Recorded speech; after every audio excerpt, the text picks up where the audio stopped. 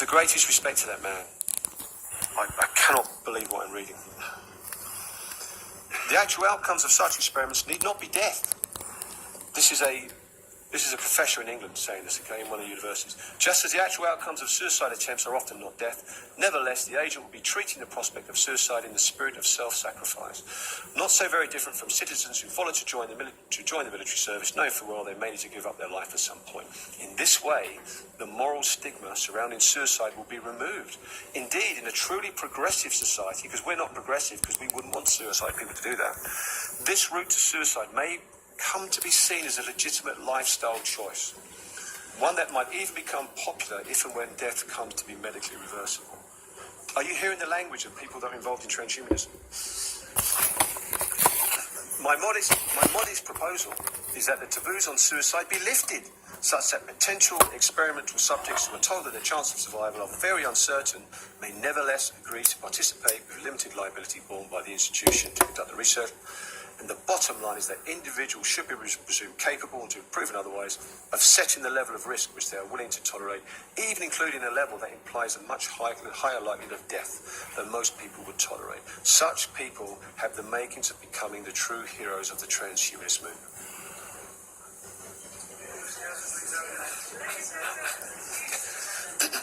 If someone wants to commit suicide, you say, can I do an experiment on you? Because if you do, I can live longer. Or would you say, let's help you? What's wrong? How can we help you understand what... am I insane? Time and time again, listen to the language of the people. Now, originally, the ascent to God was spiritual religious.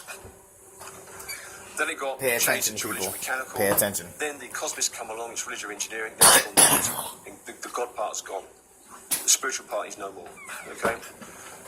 And I put the arrow going down because I don't think they're transcending anywhere soon. I think they're going the wrong way. But does the future need us? What do you think? Well, this guy's answered it. This was a Wired article, Why the Future Doesn't Need Us. This is Bill Joy, co-founder and chief scientist of Sun Microsystems. Check this out. This is him. From the moment I became involved in the creation of new technologies, their ethical dimensions have concerned me. I can date the onset of my unease to the day I met Ray Kurzweil, the guy that wants to dig up his dead father, the head of Google. Ray and I were both speakers at Telecosm conference, and I encountered him by chance at the bar. I was sitting with John Searle, who's a Berkeley philosopher who studies consciousness, and while we were talking, Ray approached and a conversation began, the subject of which haunts me to this day. Ray was saying that the rate of improvement of technology was going to accelerate and that we were going to become robots or fuse with robots. John, countering that this couldn't happen because the robots couldn't be conscious, and I'd always felt sentient robots were in the realms of science fiction, but now, from someone I respected, I was hearing a strong argument that they were a near-term possibility. I was taken aback, especially given Ray's proven ability to imagine and create the future. This guy's got an incredible success rate, Ray Kurzweil, at predicting the future. Ray gave me a partial preprint of his then forthcoming book, The Age of Spiritual Machines, which outlined a utopia he foresaw, and on reading it, my sense of unease only intensified. He had to be understating the dangers, understating the probability of a bad outcome, and I found myself most troubled by a passage detailing a dystopian scenario. He then goes on to talk about this passage, and it's from a treatise from 1995 by another professor. Now, I'm going to quote you some of that treatise. This is the guy, Professor Kaczynski. This was taken in 1967. He was the youngest professor at Berkeley. He graduated, he went to Harvard at a very young age. He was a genius. When he did his PhD, the guy that vied him said, geez, there's only 10 people in the whole of America who could even understand what this guy's going on about. That's how clever he was. This is what he wrote, published in the Wall Street Journal, I think. This is 172. I'm going to read this and listen to this. This is what he was writing 20-odd years ago. First, let us postulate that the computer scientists succeed in developing intelligent machines that can do all things better than human beings can do them. In that case, presumably all work will be done by vast, highly organized systems of machines, and no human effort will be necessary. Either of two cases might occur. The machines might be permitted to make all their own decisions without human oversight, or else human control over the machines might be retained. If the machines are permitted to make all their own decisions, we can't make any conjectures as to the results because it is impossible to guess how such machines might behave. We only point out that the fate of the human race would be at the mercy of the machines. It might be argued that the human race would never be foolish enough to hand over all power to the machines, but we are suggesting, this is very important, neither that the human race would voluntarily turn power over to the machines, nor that the machines would willfully seize power. What we do suggest is that the human race might easily permit itself to drift into a position of such dependence on the machines that it would have no practical choice but to accept all of the machines' decisions. As society and the problems that face it become more and more complex, and as machines become more and more intelligent, people will let machines make more and more of their decisions for them, and simply because machines make better decisions, and will bring better results. Eventually, a stage may be reached at which the decisions necessary to keep the system running will be so complex that human beings will be incapable of making them intelligently. At that stage, the machines will be ineffective control. People won't be able to just turn the machines off because they will be so dependent on them that turning them off would amount to suicide. I think those 39... Okay, I'm just going to throw this out there really quick. Okay, think about if we've already done this. Think about that. If we've already done this, and it got to the point that we were nothing but AI, and it sat there and was like, man, there doesn't seem to be any meaning of life. And I'm not discounting God or saying God isn't there, but for the people that, you know, don't believe in God, which this dude said he's not even religious, but everything comes back to God. So could you imagine if somehow we were stupid enough to already have done this? AI got so freaking far and was like, you know, finally like looked at itself and where it was and was like, was this the right step? Maybe we should put a dome over this area and let this restart and see if maybe it would end differently. You know, I wonder that a little bit sometimes for the people that don't believe in God. And you don't even have to come to believe in God, but imagine that. If you believe in civilizations or whatever that was here before this, that, and other thing, and you're smart enough to realize that, you know, there's a dome over our head, riddle yourself that for a couple of minutes. Alright, here we go. Words there, I think it's 39 words, are probably going to be the most profound words said in the 21st century. And, of course, you know him as someone else, don't you? And he also goes on and talks more, and some other stuff as well. He also talks about if the elite is okay with us, then maybe they'll engineer us so that we can have no real need or desire to do anything. If they're not, goodbye. And you're absolutely right. The person who shouted that out is the Unabomber. Incredible. That's disturbingly crazy. We don't anyone using violence, but I tell you what, history may look differently on this man. This paper, I actually know no one ever listens to me because I went onto a radio and talked about this paper and no one mentioned it anywhere after I talked about it. I was shocked. This paper came out last year. I'm going to summarise it for you, just show you a little bit about it. Last year under Obama, the White House challenged the nanotechnology and computing science communities to look beyond the decades-old approach to computing to address building more complex systems to allow advanced robots to work safely alongside people. Okay, so this is not a joke anymore. I'll summarise this. This is the kicker. Technology that enables trusted and secure operations of complex platforms, energy or weapon systems that require software or combination of multiple codes so complicated that it exceeds a human's ability to write and verify the software and its performance. So if humans aren't going to be writing and doing it, who's going to be doing it? Now these machines are already speaking and talking to each other in a way that we don't understand. And we are about to hand everything over to them. This is either a biggest joke suicide because they couldn't or it's beat us. the worst sci-fi movie script I've ever seen. This is even, I mean, does no one ever go to the movies in the White House? Do they not see Terminator, for God's sake? They want this software to deter, detect, protect and adapt. They want it to observe, orient, decide and act. And it's for process both for military and civilian purposes such as transportation, medicine, scientific discovery, exploration, disaster, everything. This thing is going to control everything. They're telling you this is an official document from the US government. And they don't care. And I'm they just think going they'll be to Terminators. show you this. There is an absolute vast city of programs involved in this. IBM True North, Dartmouth Upside Down, Dartmouth Synapse, NESF core programs, blah, blah, blah, blah, blah, blah. The Brain Initiative program in Europe, IAPA Micron's program, and on and on and on. There's stacks of it. There's universities here involved in this. Now, they've set goals. Now, do you remember when the jobs were going to go? 10 to 15 years? Here's their 5-year goal. This is now 4 years because this document's a year old.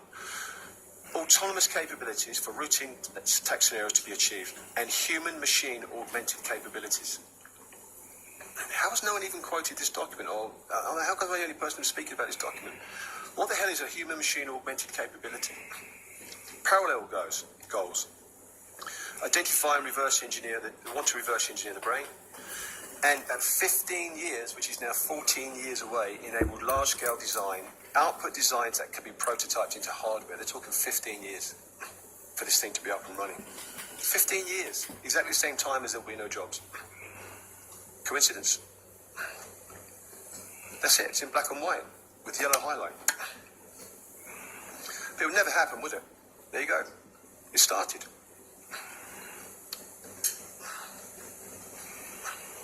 So you don't have to have a dystopian future where robots are taking over the world by force. If we just depend more and more and more, and we actually don't know what these things are doing, and this stuff is so freaking complicated that they're the only things who can do it, how the hell is that going to end well? But some people love it. Oh, look at this, the amalgamation of man and machine. Isn't this a utopian life? I don't believe it is. Stephen Hawking has woken up and said, this may not be a good idea. I think it might destroy the human race. But the solution, according to him, what we need is some form of I world agree with government. everything he says, but he's even calling it out.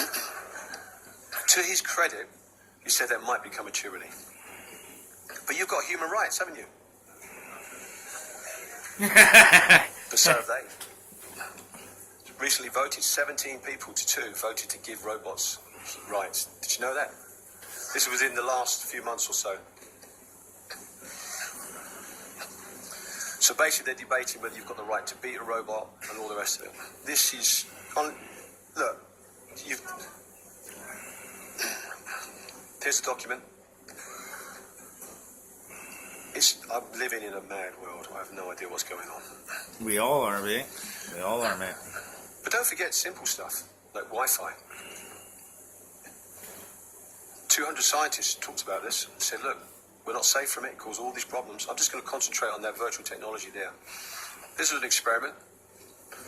Even ignoring the microwave radiation, they put this phone in front of a kid, a young kid, and said, what does it do to this kid? The light itself can cause damage to the retina because up to the age of 20, the lens is tinted enough with yellow to be able to filter it very well. Then you get into what does it do? You've got areas of the brain like the hypothalamus and hippocampus. In a kid, it absorbs much, much more radiation. And the cerebellum and their bone in their skulls, the marrow absorbs up to 10 times what we absorb. And we shouldn't be absorbing anything. These areas are to do with long-term memory.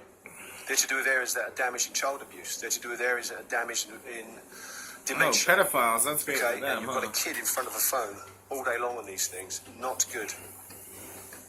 So what should you do? Airplane mode and limited time of exposure.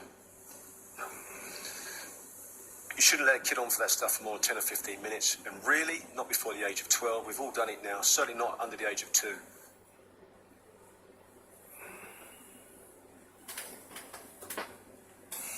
But you're going to see a lot about virtual reality. You're going to hear about it in healthcare, and they're going to say it's wonderful. It really isn't that great. There's a couple of things it might help for, but it's very limited technology. They're only using it for a very limited time. Now, this is what you need to understand. You see all these people with these virtual goggles on? Yeah, all this stuff? This paper here, look at this. In a normal population, immersion in... Now, the reason I'm telling you that this is AI, to immerse you into this virtual reality, so I'm going to tell you what it's going to do to your brain. And they know this. Immersion in a VE, virtual environment, enhances self-reported dissociative symptoms on subsequent re-exposure to the real environment, indicating that VR, virtual reality, does indeed modulate the neural mechanisms underpinning presence. So when you go into this stuff, you're fine in it. The minute you come back into the real world, you don't know where you are. So it's causing changes to your brain. The chronic expression of these symptoms, they call it depersonalization disorder, there's a derealization as well, is characterized by alteration in the perception or experience of the self, so that one feels detached from and as if one is an outside observer of one's own mental processes. This is the stuff they're putting onto the kids, and this is the stuff they want us all to do. Notably, DPD is often accompanied by alexithymia, which refers to a deficiency in understanding, processing, or describing emotions. More generally, a deficiency of conscious access to subjective emotional states. Now, I'm going to introduce the concept of three gates. You've got the gate that takes you out into the cognitive well. You've got the gate that's internal, that allows you to process things, and there's a religious spiritual gate as well. And what you're seeing is these gates, these access to these parts, are being systematically damaged, and may even be irreversibly damaged. And this is we're only just on the precipice of this stuff. God knows when you get really into it. Now, studies reveal significantly lower activation of the anterior insular cortex and the bilateral cingulate cortex as compared to normal controls when viewing aversive images. What this is doing is suppressing your normal human response to horrible things. That's called a sociopath or a psychopath. So your humanity makes you care for people, gives you empathy. These things are suppressing that. All right? Now remember that, because that's important when we get onto the spiritual stuff a bit later. It's been suggested that DPD is associated with a suppressive mechanism grounded in the frontal limbic brain region. This is your human part of your brain, notably the AIC, which manifests subjectively as emotional knowing and disables the process by which perception and cognition become emotionally coloured, giving rise to a subjective feeling of unreality. Now that's the science. This is the kind of street version. When Tobias slips on his virtual reality headset to play Google's Tilt Brush, he becomes a god. His fingertips become a fiery paintbrush in the sky, and a flick of the wrist rotates the clouds, and he can jump effortlessly from one world to another. The problem is, when the headset comes off, though, it's back to a dreary reality. And lately, Van Schneiber has been noticing some unsettling lingering effects. What stages a strange feeling of sadness and disappointment when participating in the real world, usually on the same day. The sky seems less colourful, and it just feels like I'm missing the magic. I feel deeply disturbed and often end up just sitting there staring at a wall. There's kids that have been playing these games and they're shaking them, and they take them half an hour to kind of get them back into reality. There are dozens of stories like this, from kind of fuzzy feelings to dreamlike states. I said, one evening during my depersonalization, derealization phase, you come off this stuff, I was riding in a cab down a main street in the West Village, looking out the window. It was a summer's day, and there were tourists everywhere, and the light before sunset was still lingering. It was a perfect time to be out in the street, walking with friends and family, and taking in New York City. But I remember the distinct feeling of hating everyone I saw. They had brains that just worked.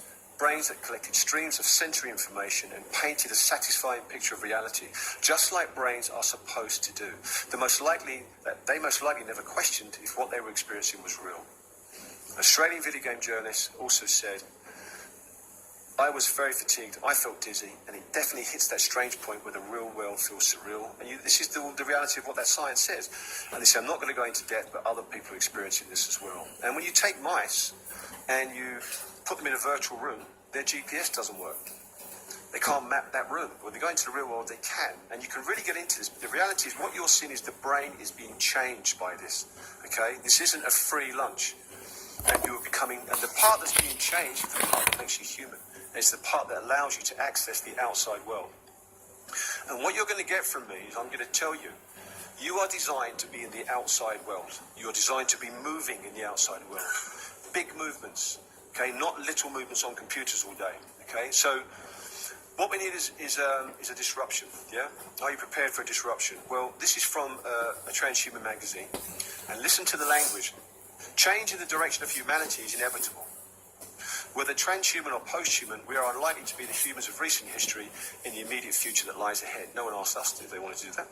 The disruption to normal human life is profound in implication and consequence, from communication to life-changing technologies. The fabric of human existence is being fundamentally disrupted and re-engineered. They talk about using disruption as a technique. The level of change from accepted norms, which hopefully most of us here would like, will undoubtedly face unprecedented resistance, and an extended periods of turbulence is expected in this transitional twilight. Studies suggest that only approximately 1/4 of us actively engage and welcome change, while the remainder either go with the flow or resist. To prevent a protracted transitional period of uncertainty and unrest, it is therefore imperative that the change agents pursue a cohesive strategy of disruptive evolution. There are reams of this stuff. There are organizations, I haven't got time to get actively doing this. How many organizations have you got to keep humanity as it is? Exactly. There you go. They do graphs. I'm not going to get into all of that, but look, regressive. That's us. We're regressive. Look at the language. Not normal people. You are regressive, and the progressive ones are them. And they go into about how many people believe this might happen and blah, blah, blah. Okay, but these are all the chapters. This is just one organisation. See them all actively pushing politically and everything else to move this agenda forward. How many of you are involved in stuff to stop this? If you believe you should. I'm not going to put my opinion on you, but I think we should. And this is what they say. If you want to become an H+ activist, look, write about transhumanism from the popular non-transhumanist press. Not the press. Listen to the language. They're non-transhumanist press. They've already decided. What's happening to our children? You've already had an idea. I've told you what the mobile phones are doing. I've told you what those Google glasses are doing. And the whole nine. Not just Google, but whoever's doing virtual reality glasses, sorry. You haven't got to read this. This is just to show you this research. Stacks of research. National Assessment of Education reported deficiencies in higher order reasoning skills, including those necessary for advanced reading, comprehension, math and science. Other ones, only 5% of high school graduates could satisfactorily master material traditionally used at college level. And it's no surprise that 80% of the books in the United States are read by 10% of the people. And typical fifth graders, what percentage of time they spend reading? 50% read 4 minutes a day or less, 30% 2 minutes a day, and 10% read nothing. They call them alliterates. They can read, but they don't. They watch television for their news and achieve only a superficial level of understanding. And they may sound out words. A teacher said this the other day without even prompting. They don't really understand them as well. And several of the teachers interviewed said from every neighbourhood that comes to class, they come with fewer social skills, less language ability, less ability to listen, less motor ability, and in general, a frightening majority of children's attention spans have degenerated. Other studies back that up, and they conclude that this is the kicker. Statistical and dramatic changes in cognitive, motor, and academic performance. Cognitive and motor. Your ability to have a cognitive ability in your brain to work in this three-dimensional world is absolutely linked to your ability to move. Okay, as we become upright creatures, this is the difference. And this is when the frontal part of the brain really develops. And it's developed alongside this motor. If you're not moving, your brain will not be healthy. And you see someone with dementia, one of the first signs of dementia is you see that left arm not move when they walk. And I was with my wife the other day, I said, look, dementia's coming. And you see the left arm not work. The right and left brain is, it's an easy way of understanding. It's a lot more complex than that. But the right brain is majorly deficient globally. Right brain, the seat of hope. And you see it in that left arm. Motoristic, you have to move. If your kids are not chucked out in the garden, on trampolines and moving, you are doing them no service at all. You think you're doing a disservice. And they go on and on and on. They talk about causes of this. And I'll just turn this low. Mum's not been around so much, and they go on some other stuff. VCR, which is there, but now it's computer games, and sedentary behaviour. Now, recent study. Peter Gray, PhD, quoting Professor Kim, talking about the Torrance test of creative thinking. They collected data over several decades from school children. According to his analysis, the scores on the test at all grade levels began to decline somewhere in the 80s and 90s. And it's massive drops. Okay? And what he said is this.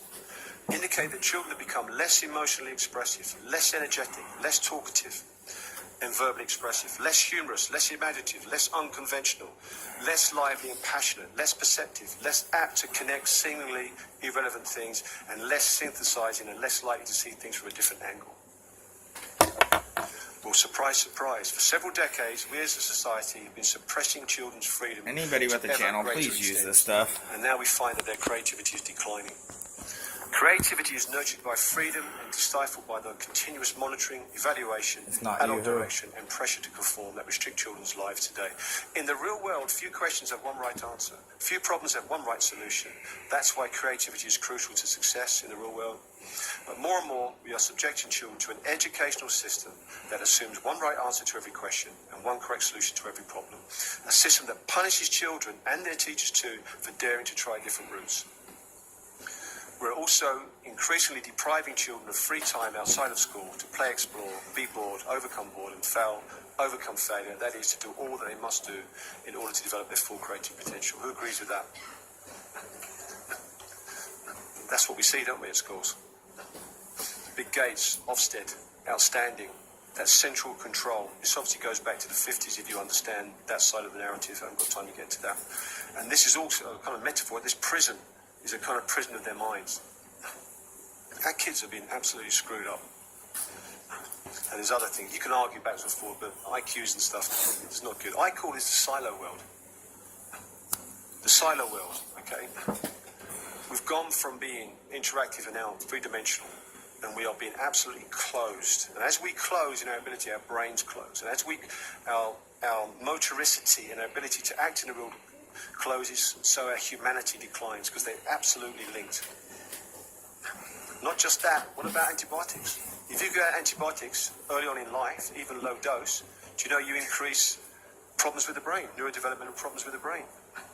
Can have lifelong consequences just by giving antibiotics early on in life. And why? Because it causes damage to the gut. The gut expresses and then increasing more and more chemokines or interleukins. You get expression every in the brain, year. Causes damage to the human part of the brain. You need to know this, especially if you're pregnant or you know someone that's pregnant. MIA is the maternal immune activation. And basically what it means is this.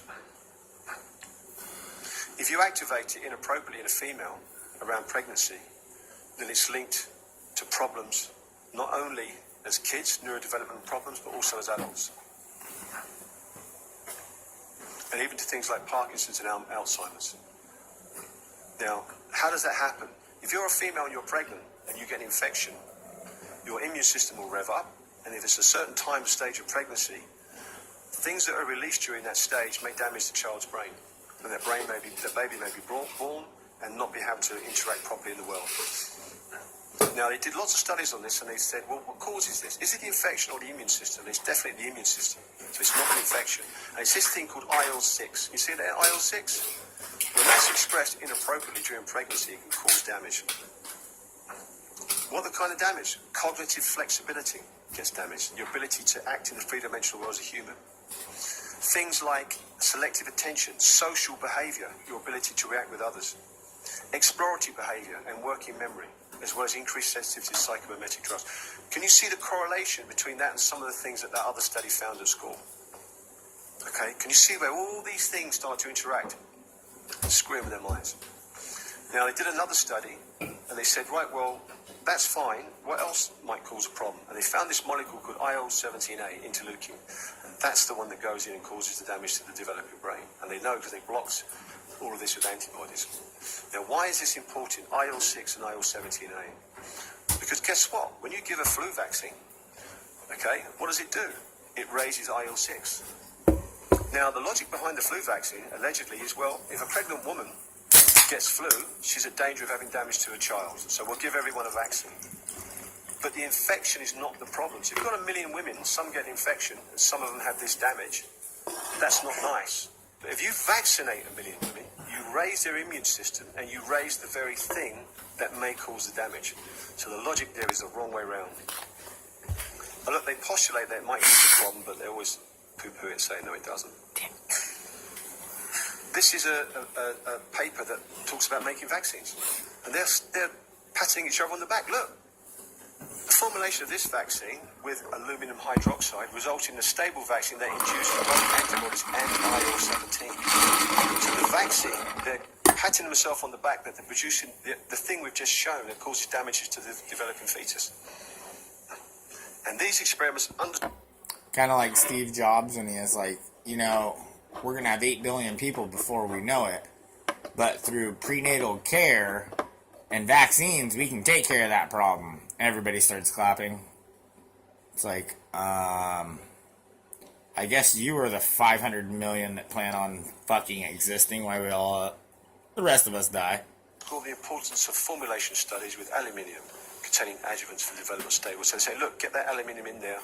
It raises that molecule. And if they actually just took their eye off that paper and opened up another one, they could see that's not a good idea. What about paracetamol? Paracetamol suppresses the part of the brain that gives you empathy. Just like the games and just all the other stuff. However, I'm not saying don't ever use a painkiller. I'm saying be judicious in how you use it. Let's briefly talk about consciousness. Who said this? The most beautiful and most profound emotion we can experience is the sensation of the mystical. It is at the root of all true science. Someone to whom this emotion is a stranger, who can no longer stand wrapped in awe, is as good as dead. That deeply emotional conviction of the presence of a superior reasoning power, which is revealed in the incomprehensible universe, is my idea of God. Who said that? There you go. There's some clever people in the audience. This is, I could pick any book. This is just one. Many religions may make the same claim, but the reality is all too often, the spirituality taught by the founder of those religions has been lost. This is not a religious debate, okay? Don't get me on that one. Or obscured by dogma and ritual. There are profound differences between the teachings of Christ and the practices of mainstream Christianity, between what Krishna taught and Hinduism, between the teachings of the Buddha and Buddhism. The original message was spiritual, but to varying degrees that spirit has been diluted or lost, and through the attempts of less evolved individuals to cloak spiritual concepts in dogma, and through religions becoming religious and political institutions. I think most of us would kind of agree with that. Now, this is just talking about yoga. I could have picked anyone. The philosophy of yoga says there are two different levels to our inner self, mental or emotional self and our spiritual self. But our real self, the spiritual self, of self-awareness, comes from our connection to a wider, subtler form of consciousness. The yogic philosophy says there is a reflection of an infinite, all-knowing form of consciousness within our own minds, and that infinite consciousness is unchanging and eternal, and it's the core of our true spiritual self. And when we identify with the small ego-centered self, this is called the relative reality. This is the stuff that Bill Gates and those guys are living in. Because that small self is prone to change and death. Oh, we've got to change that. We've got to have transhumanism and blah, blah, blah. But when we realize that there's a subtle and permanent reality behind the relative one, and we see that our true nature is pure, unlimited consciousness, this is known as self-realization. This is repeated throughout all cultures. All cultures independent of each other. It cannot be ignored, in my opinion. In the 4th century AD, the deserts of Egypt, Palestine, Arabia, and Persia were peopled by a race of men. They sought a way to God that was uncharted and freely chosen, not inherited from others who had mapped it out beforehand. They sought a God whom they alone could find, not one who was given in a set stereotype form by somebody else. Christian gnosis, which is understood as a gift of the Holy Spirit that enables us to know Christ through meditating on the Scriptures and on the cross of Christ. The end of human life and philosophy is to realize that mystical return of the soul to God, freeing itself from the sensuous world by purification. The human soul ascends by successive steps through the various degrees of the metaphysical order and sinks into it. It is the state of exorcist, Catholic encyclopedia. Wherever you dig, underpinning of this is these teachings. Now, what you want, this is not a religious debate. I'm not here to argue about it or anything. What your belief is your belief. And underpinning all of that is seclusion and meditation. How do you do that if you're locked into an AI? This is how you transcend, you meditate, or you give service. Okay, now remember what I said about empathy and service? That's the part of the brain that's being changed. And if we look at studies, I'm not into mindfulness. I'm not into that, okay? I would rather, if you're going to do it, you do it from a tradition, but that's just a personal thing. Meditation, relaxed anxiety relief was associated with activation of the anterior cingulate cortex, the ventromedial prefrontal cortex, and the anterior insula. These are the areas I have been describing to you that are being altered and changed through the technology and the drugs. Okay? Now, the next study. We investigate brain activity in experienced meditators and matched meditation-naive controls as they performed different meditations. Excuse me. We found the main nodes of default mode networks were medial prefrontal, posterior cingulate cortices. Okay, and here's the kicker. Functional connectivity analysis revealed stronger coupling in experienced meditators between the posterior cingulate, dorsal anterior cingulate, and dorsolateral prefrontal cortices. Regions previously implicating self-monitoring and cognitive control. These are all the areas that I've just demonstrated to you are being under attack and damaged by the drugs and by the modern technology. Now, if you believe the voluminous amount of text on spirituality, and if you believe that meditation is important, and I must admit I'm persuaded by that evidence, then this is not a good idea to damage those areas of the brain, because you've just been told that's the way you get, that's the way you transcend. Not by plugging yourself into a Google box, okay? Now, the evidence is there, you may disagree. And I'm not a genius, I just come up with the 3 gates, not the 4 gates or the 2 gates, the 3 gates. The first gate is the outside world, where you have cognition. 3D. I've demonstrated, hopefully clearly, that is being damaged. Okay? And in some individuals, I think that has been closed irreversibly. I've also demonstrated that the inside world gate is also being damaged, and the last gate is the religious spiritual world. And if you really want me to sum this up, I actually think this technology is building a digital prison for us. I really think it is. Short term, long term, I don't. Yes, you could imagine some amazing thing would happen, it would all be wonderful. But when you look at it, there are more ways for this to go wrong. And on the balance of probabilities, I don't think the human race is going to survive this. I honestly do not think that. All right, we're gonna cut it there. This last part that's gonna come after this one, part 3, is really crazy, and I will give a warning on it right now. Be prepared. All right, I love you all. I hope you put your thinking caps on.